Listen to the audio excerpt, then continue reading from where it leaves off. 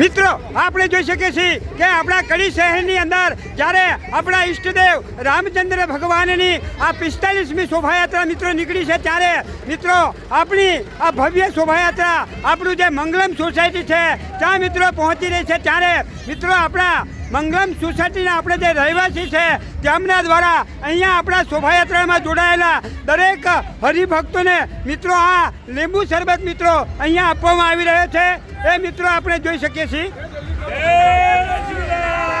જય શ્રી રામ।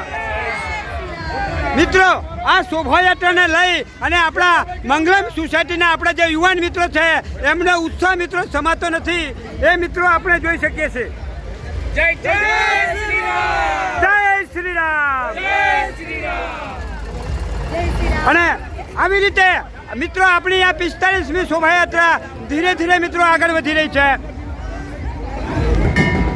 મિત્રો આપણી આ શોભાયાત્રા હવે આપણો જે સાંકેત બંગલો આપણા સ્વામિનારાયણ મંદિરથી જે આગળ આવેલો છે ત્યાં મિત્રો પહોંચી રહી છે। ભારે ઉલ્લાસ સાથે મિત્રો આપણી આ 45મી શોભાયાત્રા આપણા કડી શહેરની અંદર ફરી રહી છે।